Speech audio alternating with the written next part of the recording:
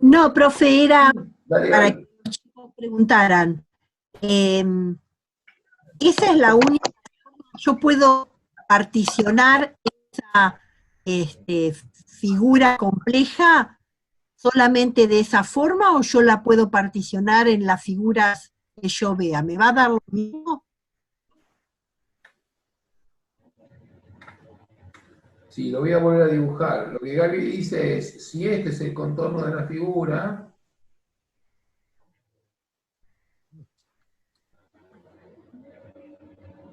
y finalmente la figura era algo así,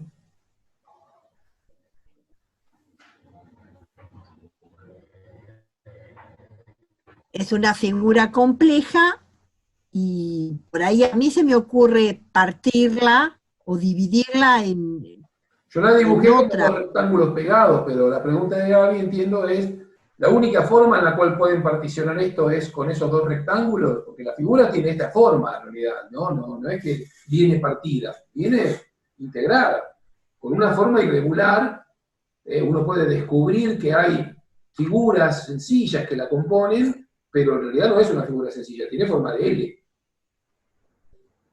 Gaby, volvé a preguntar, por favor. Profe, ¿es la única forma en que yo particiono esa superficie? Si yo la parto, supóngase, en dos rectángulos y un cuadradito, ¿me va a dar lo mismo Yo la partí la así, ubicación? ¿no?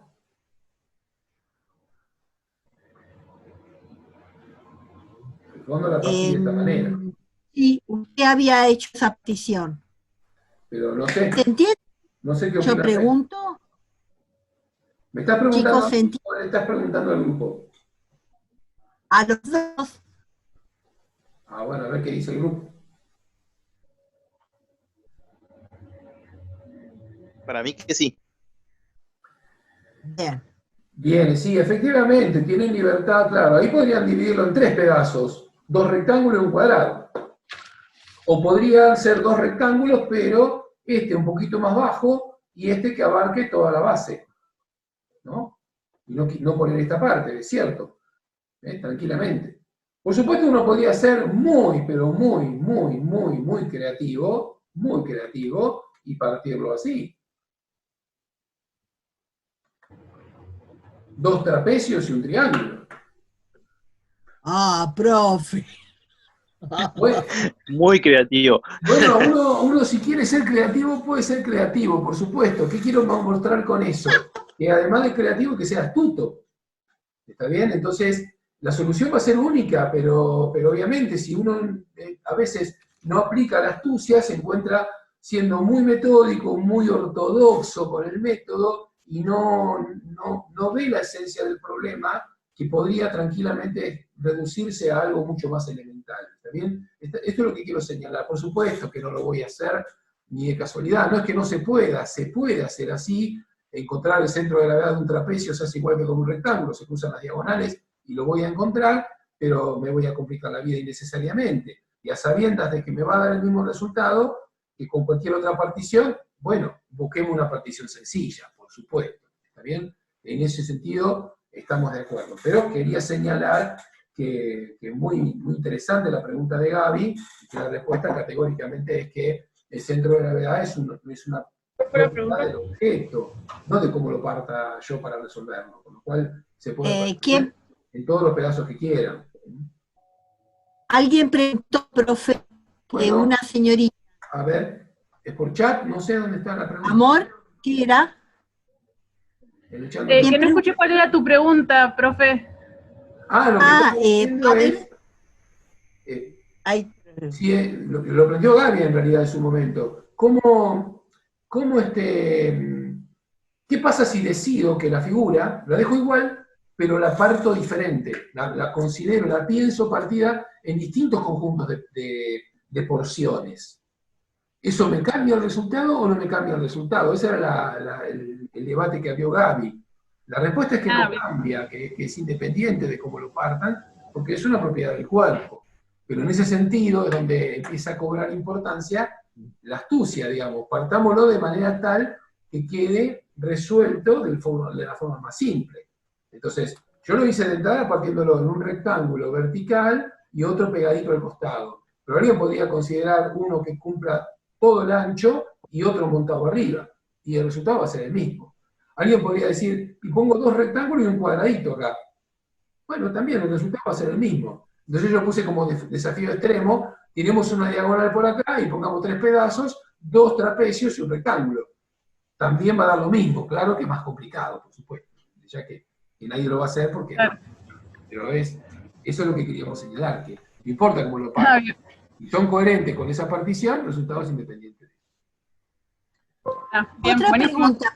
Sí. ¿Sí? Escucho. ¿Cómo, a ver, qué le tendría que hacer a la figura para que cambiara el resultado? O, es decir, la ubicación, al menos de, si no le cambio la forma al cuerpo, no el peso. ¿En qué cambiaría? ¿Se entiende? A ver, se los hago en una persona. En una mujer, yo no, cualquier chica tiene un centro de masa, ¿sí? Esa misma chica, sin haber cambiado de peso, pero embarazada, ¿sí?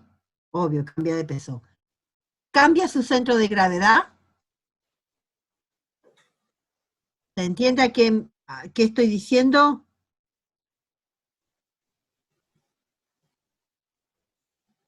Profe, ayúdeme, me parece que la enredé.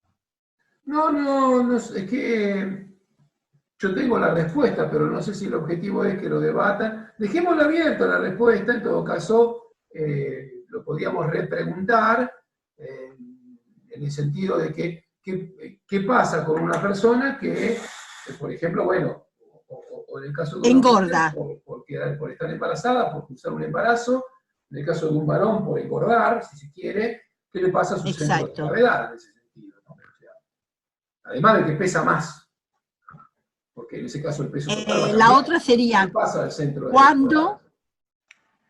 ¿En qué caso? La otra pregunta, preguntada de otra forma, sería, ¿en qué casos cambia la ubicación del centro de gravedad de un cuerpo?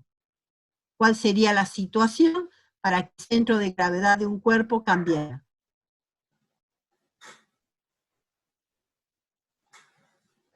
Bueno, seguimos, profe. Bueno, dejemos abiertas todas estas incógnitas y que en todo caso lo sigan pensando para que en algún momento, si hay alguna respuesta o más preguntas, las volvemos a resolver. Diana, Franco. Hay algo que quería señalar de este ejemplo en particular, y es que el centro de gravedad de la figura no quedó dentro de la figura.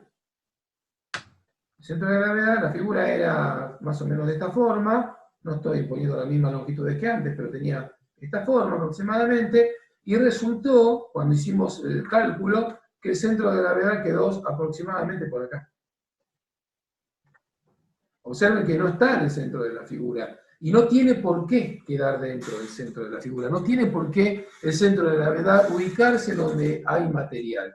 Eso ocurre solamente en los objetos compactos. En el caso del cuerpo humano está en el ombligo, y obviamente en el ombligo está también parte de nuestro cuerpo. Pero si el objeto tiene una extensión importante como esta, puede ocurrir que el centro de gravedad no quede dentro del material, porque es en realidad donde ubicaría, recuerden que el centro de gravedad es donde se ubicaría el peso, pensada como la resultante del peso o de los diferentes aportes que tienen los pesos parciales. Así que eso significa que no necesariamente voy a tener una posición para el centro de gravedad que esté dentro del cuerpo. Les doy un ejemplo que lo ilustra bastante bien. Si yo considero una figura hueca como podría ser un caño, un tubo, o mejor dicho, vamos así, primero un perfil circular, macizo. El centro de gravedad, por una cuestión netamente de simetría, es fácil de entender que va a estar en el centro del círculo, digamos, ¿no? O sea, uno esperaría que por simetría, cada parte del círculo pesa exactamente lo mismo, por lo tanto uno tendría que ubicar la fuerza-peso, lo voy a colocar acá, la fuerza-peso la ubicarían en el centro del círculo, más o menos por acá. Ahora, ¿qué pasa si en lugar de ser un círculo lleno, o sea, una figura bueno, maciza como está acá, fuese un cilindro hueco? Un caño.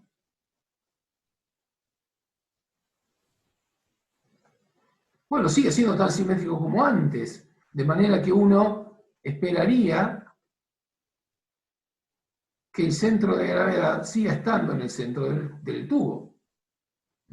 Vamos a tratar de hacerlo lo más prolijito posible, de manera que quede lo más simétrico posible, ahí más o menos. Entonces, ¿en dónde se ubicaría el centro de gravedad en este caso? Exactamente en el centro del tubo. Y en el centro del tubo, acá estaría el centro de gravedad, en este caso acá estaría el centro de gravedad. Acá hay material, porque esto es macizo. Acá no hay material porque es hueco, pero sin embargo sigue estando en el centro del tubo. Por lo cual no necesariamente el centro de gravedad está donde hay material. No significa que porque quedó hueco el centro de material se me corra acá. No debería pasar eso porque si yo lo pienso como el lugar donde pasa la resultante de todas las porciones peso, y pienso esto, no sé, partido en dos mitades, hay tanto material del lado izquierdo como del lado derecho, con lo cual el centro de gravedad debería estar ubicado en el plano medio del tubo, más allá de que sea un tubo hueco. Así que no se preocupen si en la solución de un problema de este tipo encuentran que el centro de gravedad les cae en un punto en donde no hay figura, o donde la figura el punto no queda dentro de la figura. Eso puede pasar porque en realidad es una propiedad de la figura. Si hacen, en este caso, por ejemplo, quedó así, si hubieran tenido una letra, digamos, en lugar de esta figura, hubiera sido algo parecido a una letra C, vamos a suponer algo así.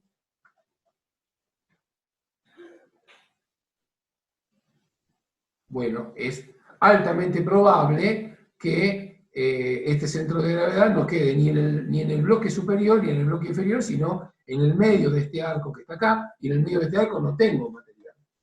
Tal vez si fuera una letra E, con un bordecito acá, bueno, ahí tal vez sí coincida, pero es una coincidencia, no significa que siempre el centro de gravedad debe quedar dentro de donde hay material. Puede quedar en cualquier parte y en algún momento podrá coincidir que está dentro de la figura, y en otros problemas, como en el caso de un tubo, de una pieza hueca, de una pieza que tiene un brazo muy largo, hace que se escape de lo que es el contorno de material, y el centro de gravedad termina quedando fuera del lugar en donde estaría ubicada el material. Eso no es un problema ni es ninguna contradicción. Algo más que quería aclarar para resolver este tipo de problemas es qué pasa, cómo se trata situaciones en donde la pieza tiene agujeros. Así que bueno, vamos a discutir un poquito de eso, cómo tratar el problema de agujeros.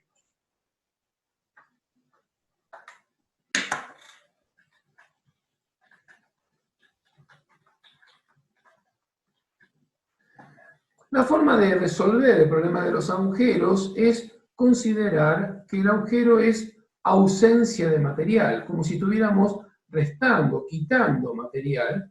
Entonces, vamos a tener una pieza muy similar a la que teníamos recién, pero ahora le voy a hacer un agujerito. Vamos a suponer que ese agujerito es redondo, es circular, perdón, que acá tengo un agujero. Entonces ahora, ¿cómo voy a resolver un problema así? En lugar de pensarlo como dos cuerpos, que en el fondo podría pensar que lo es, porque tengo este rectángulo que está acá y este otro rectángulo que está acá, y lo sigo dividiendo en dos, esto no es un rectángulo puro, en el sentido de que tiene una característica aquí muy especial, que es que está agujereado. Entonces, una forma de tratarlo es la siguiente. Sigo pensando que está formado por distintas piezas elementales, geometrías elementales, pero esta vez tres. ¿Cuáles? Este rectángulo, y le busco ya la diagonal, porque ahí es donde voy a encontrar el centro de gravedad del rectángulo.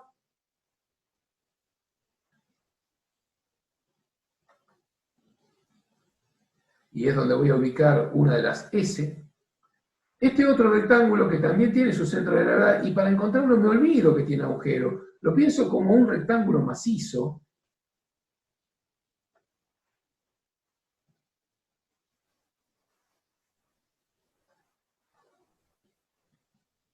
Dibujo la diagonal a ese rectángulo, como si el agujero no estuviese.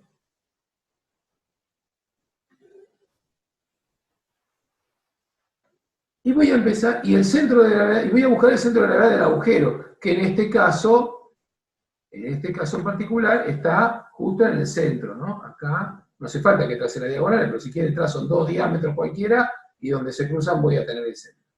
Entonces, cuando empiece a dibujar las fuerzas o los vectores que representan las superficies, lo que voy a hacer es considerar que tengo acá una S1, acá una S2, hasta ahí más o menos lo mismo que estuvimos haciendo hasta recién. Esta es S1, esta es S2, y con respecto al agujero S3, como en lugar de aportar material, está quitando material, lo dibujo con una flechita al revés. Como si estuviera precisamente del rectángulo total, le resto S3 para calcular el S. Y cuando vaya a calcular el S total, o la superficie de toda la figura, ¿qué voy a escribir? S1 más S2, porque esas dos aportan material, menos lo que aportaría el agujero, que sería S3. Y cuando busco momentos, también tengo que considerar que ahora el momento de esta es contraria, digamos, y que resta. Y lo mismo voy a hacer cuando lo mire en el otro plano, es decir, este va a actuar para acá, este que está acá va a actuar así. Por supuesto, tienen las mismas magnitudes, S2 y S1 de acá, y esta, en lugar de actuar para el lado derecho, como actuaron las otras, que para ese lado consideré el aporte positivo, esta actúa para este.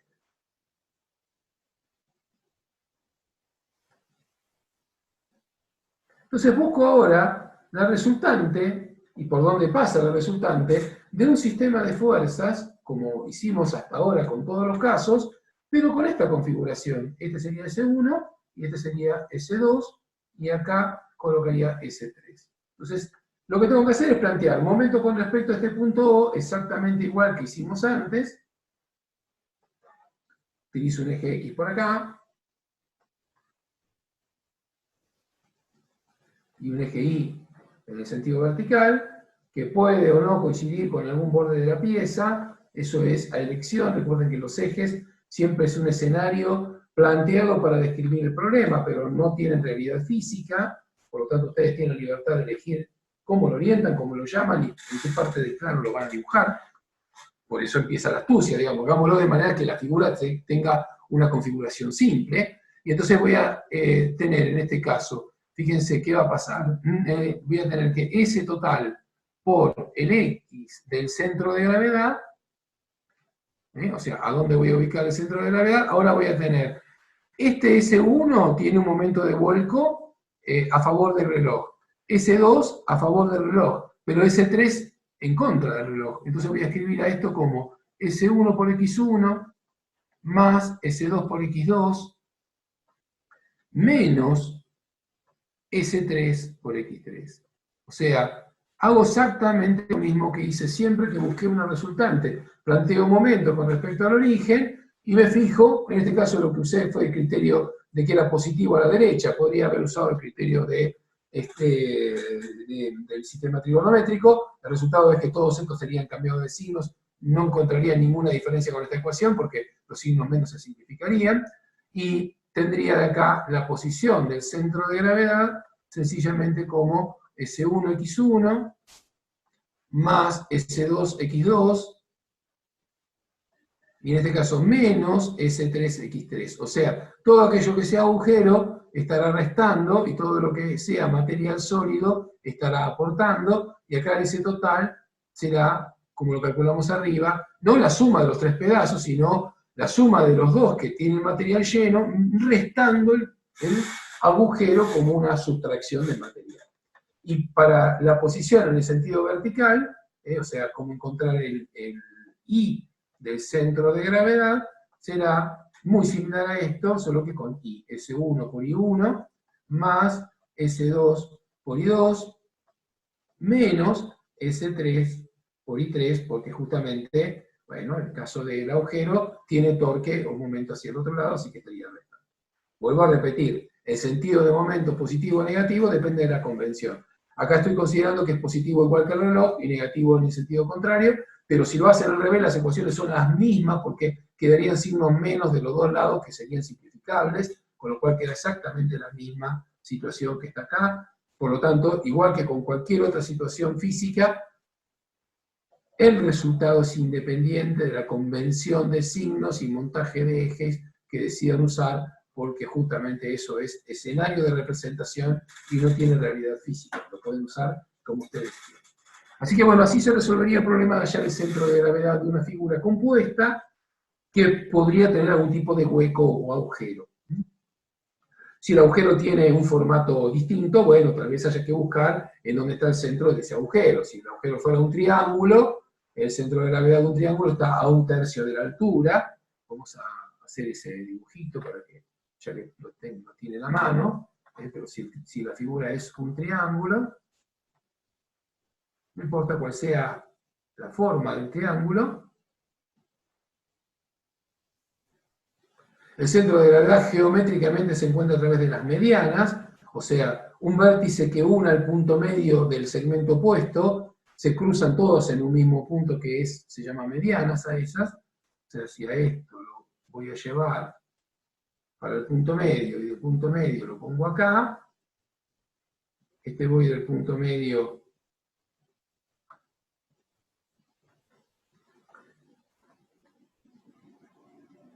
lo llevo acá,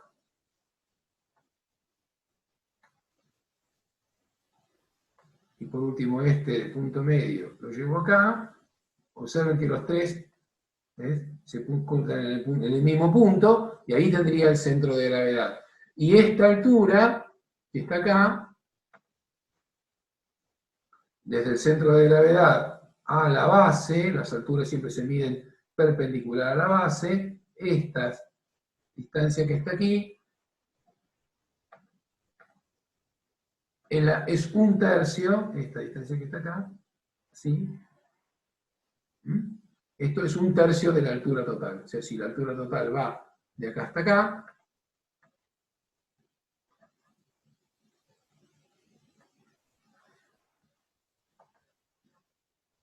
y llamo h a esta altura, si esto es h, esto es h sobre 3.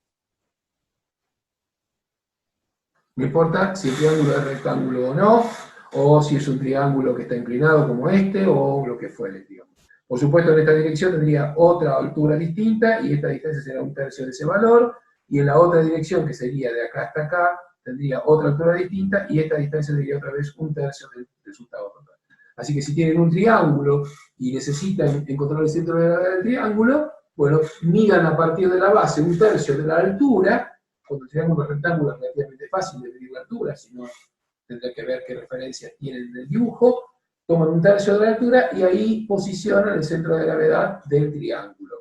Si el triángulo es una figura, bueno, es parte de la composición, bueno, tendrá que considerar la posición en la cual se encuentra. Por ejemplo, podría ocurrir que, no sé, que esta figura tenga un techito en forma de triángulo acá, o que acá haya un triángulo, bueno, y tengo que ver qué aporte hay en el triángulo ese. Debería considerar que esa parte tiene un S1, que estará en el centro, en el sentido horizontal, y que estará en el sentido vertical a 1/3 de la altura del triángulo.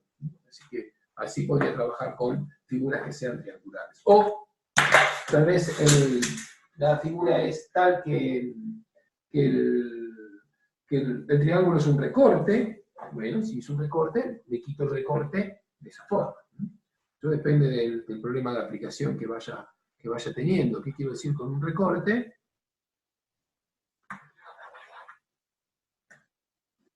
A ver si podemos hacerlo de vuelta.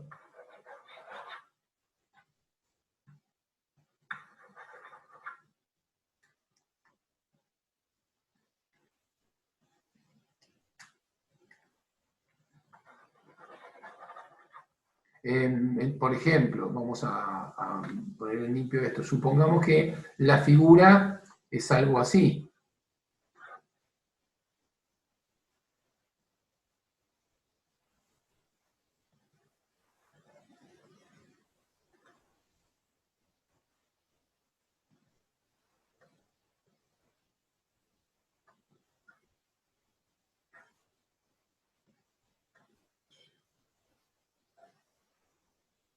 Y buscan el centro de gravedad de algo como esto. Bueno, lo pueden pensar tranquilamente como si se tratara de un rectángulo, así, de un rectángulo al cual le quitan esto. O sea, el centro de gravedad lo estoy pensando como una figura que es esta la que quita.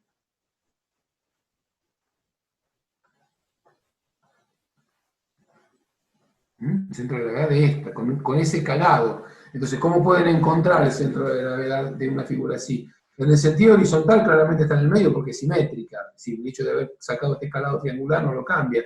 Pero en el sentido vertical no va a estar en la mitad porque, pensado así, la parte de abajo es todo un rectángulo completo y la parte de arriba son dos triangulitos nada más. Así que lo más probable es que esté desplazado hacia abajo. Entonces, ¿cómo van a pensar este tipo de problemas? Bueno, van a considerar que en el rectángulo hay un S1 justo en el centro, así, este será el S1, y en un tercio de acá, hacia acá, tendrán un S2. Este S1 es base por altura, en donde esto es B y esto es H, todo esto de acá es H, y este de acá es un S2, que es igual a la misma base porque cubre todo, pero si esto es la mitad de la altura, esto es H sobre 2 dividido 2 será sobre 4. Así que bueno, entonces estarían restando, y con eso, cuando calculen la resultante de este sistema, le va a quedar un poquito más abajo, y por acá va a estar el centro de gravedad. Así que tranquilamente pueden operar con figuras bastante complejas, como esta, que tiene forma de calado, de prima o de no sé, como de sobre, no sé cómo decirle, en donde uno de los componentes es un triángulo. Y esta distancia que hay de acá hasta acá es un tercio de la altura, o sea, h dividido 6. ¿No? Si este es h, esto será h dividido 6, porque ya la altura del triángulo es h sobre 2, y a eso lo voy a dividir por 3, porque esta distancia es un tercio de la altura total del triángulo, así que el h sobre 2 sobre 3 me queda h sobre 6. Y podríamos formar, entonces, la configuración de superficies que componen la figura total y encontrar la resultante usando los mismos métodos que vimos recién, S1 por X por Y1, S2 por Y2, en este caso se resta porque obviamente es un calado, dividido a la total, que también vuelve a ser la diferencia. O sea, en este caso, ¿cómo sería S total? S total será S1 menos S2, o sea, en este caso será base por altura menos base por altura sobre 4, o sea que esto tendría algo así como 3/4 de la base por altura.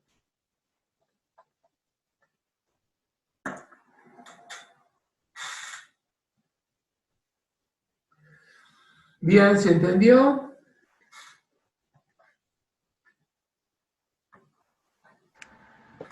Sí, sí. Sí, Bueno, Sí, bien. profe. Sí. Lo que vamos a dejar planteado para la próxima, porque es un tema vasto que no creo que podamos abarcar por completo en lo que resta de la clase, pero les planteo el desafío, es resolver el problema de objetos en equilibrios vinculados. O sea, vamos a trabajar sobre la base de reacciones de vínculos, sistemas vinculados, especialmente isostáticos, en donde vamos a resolver problemas en donde, bueno, tengo por ejemplo una escalera que está apoyada en la pared y en el suelo, y que pretendo que la escalera no se caiga, o una barra que está empotrada en algunos lugares de la pared, y tengo que ver, bueno, cómo hago para que esa pared, que esa barra no se caiga, problemas de trampolín, bueno, hay un montón de problemas de aplicación en donde tenemos que aplicar las condiciones de equilibrio estático, como lo discutimos hoy, pero en donde algunas de las fuerzas del problema no son datos directos, sino que son las acciones de respuesta, es lo que llamamos las reacciones de vínculo, de las formas que tenemos para que ese sistema se encuentre vinculado a otra estructura y que de alguna manera podamos resolver el equilibrio. Por ejemplo, a ver, se me ocurre en este momento, una puerta tiene sus bisagras, y entonces uno podría preguntarse qué fuerza hacen las bisagras para que la puerta no se caiga y se mantenga sostenida en ese lugar sin que nadie la tenga que sostener a mano. Bueno, ese es el tipo de problema vinculado que vamos a resolver a partir de la clase próxima, que, bueno, yo creo que ya serían los últimos toques de estática y quedaría medio resuelto por completo los contenidos totales de este capítulo, ¿no? Estaríamos terminándolo. No sé, Gaby, si recordás que haya alguna otra cosa más de estática, me parece que con eso ya estaríamos medio terminando, ¿no? No, por ahí algún tipo de, no, pero diagrama, algún diagrama cuerpo libre, pero no sé si aplica, eso es muy práctico por ahí, es muy operativo. Bueno, pues está bien que lo mencionemos, está bien, sí. Por ahí en algunos casos para sistemas vinculados vamos a tener que hacer uso de esa noción. Lo otro que va a hacer falta discutir es el tema de las fuerzas de rozamiento, pero bueno, eso se puede aplicar aquí o se puede aplicar en el caso de Claro, eso es más la parte dinámico. dinámica, digamos, eso, bueno, ya veremos. No necesariamente va a estar acá. Y por ahí El después capítulo este algunos estaría medio tuercas. cerradito. Entonces, lo que sí podemos hacer es mañana viernes terminar de cerrar esos conceptos y atender consultas y dudas y necesidades de repaso que puedan llegar a tener. Así que en ese sentido les dejo la inquietud para que miren el material que puedan tener de la bibliografía que le hemos dado, ¿no? De las notas que hayan podido tomar. No tenemos las clases subidas, pero bueno, pueden tranquilamente, si estuvieron tomando nota, poder volver a repasar algunas cosas. Y bueno, El mañana... práctico de estática lo subió, profe, yo la verdad, perdón, bárbaro, porque yo la verdad no subí a la página. Puede ser que mañana lo suba a la mañana, pero en todo caso van a tener poco tiempo para poder mirarlo. Perfecto. Pero sí, en la próxima publicación va a ser primero en el práctico y después vemos las clases, porque el práctico se hace más fácil y además con el práctico tendría el material para trabajar ya directamente. Las clases se quedan solo para volver a verlo. Perfecto. Así que bueno, no, estoy tratando de hacer un repaso mental de si quedó algún material que no hayamos contado, que es importante para la materia, pero no, me parece que está todo, ya no hay más nada de... que no hayamos No, porque yo veo, es cortita la unidad. Sí, pero eso no significa que los problemas sean elementales, digamos, los problemas a veces dan un poco de desafío y es importante que, bueno, que vayan aprendiendo a hacerlo, digamos. Sí, no hay mucho porque no es más que reconocer el concepto de fuerza resultante. Tal vez lo que tengamos que mencionar, lo puedo mencionar ahora, es la idea de equilibrante, eso me parece que no se mencionó en ningún momento, y lo puedo decir ahora, como una especie de apéndice. La equilibrante de un sistema de fuerzas y momento equilibrante de un sistema de fuerzas es lo que necesitamos agregarle a un sistema que no esté en equilibrio para que consiga el equilibrio. Es la fuerza necesaria a agregar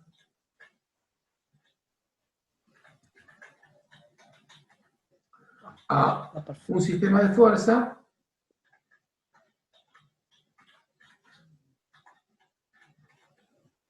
sin equilibrio, o sea, con resultante no nula, para que el cuerpo alcance el equilibrio.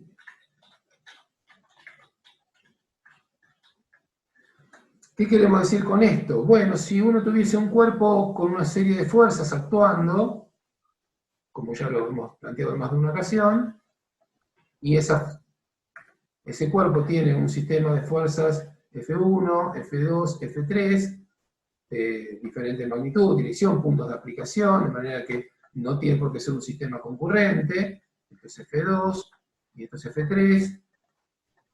y ese sistema tiene una resultante. Vamos a suponer que esa resultante se pasa por acá. Esta es R.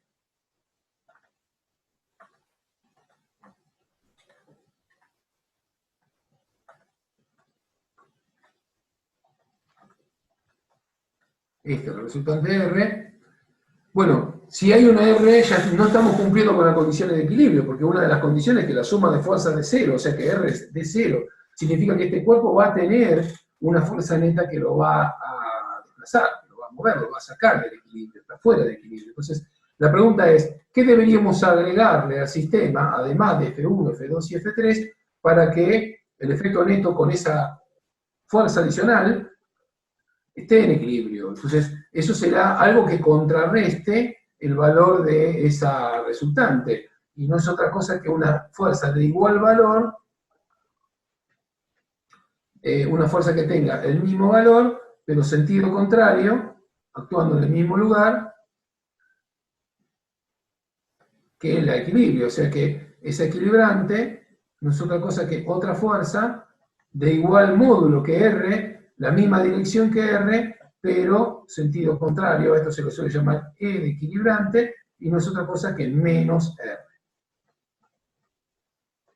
O sea que agregar o hallar la equilibrante de un sistema de fuerzas es simplemente encontrar la resultante primero y luego invertirla. Es decir, tomemos la misma fuerza o una fuerza del mismo módulo con la misma dirección, pero sentido contrario, actuando en el mismo punto, y ahora si pienso en cuánto me daría la resultante de F1, F2, F3 y E. Por supuesto que cero, porque si F1 más F2 más F3 me daba R y a S le agrego E, el resultado va a dar un vector nulo, o sea que me va a dar una condición de equilibrio. Y lo mismo puedo decir del momento equilibrante, cuando tengo una cupla neta. Si la resultante, recuerden que una de las condiciones de equilibrio era que el momento sea cero, y vimos un caso muy especial en donde la resultante era cero, pero el momento no. Entonces puede ocurrir que yo necesite aplicar un momento equilibrante, esto sería una fuerza equilibrante, y el momento equilibrante será cuál sería el torque a agregar para que el torque neto dé cero. ¿Está bien?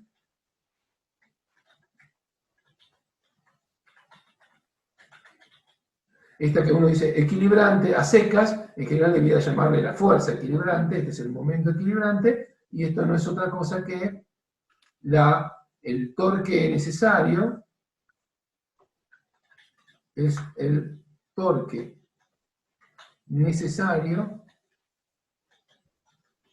a agregar para conseguir el equilibrio en los casos en que el torque neto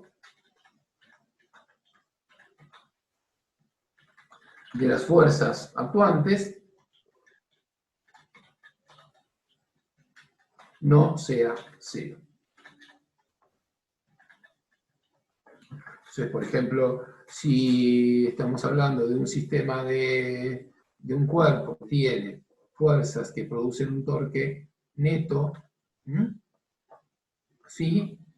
Bueno, yo necesito actuar con otro torque de sentido contrario, uno actuando en el sentido horario y el otro antihorario, uno así y el otro así, de modo que el momento total de cero. Y este será el momento M y este será el momento equilibrado.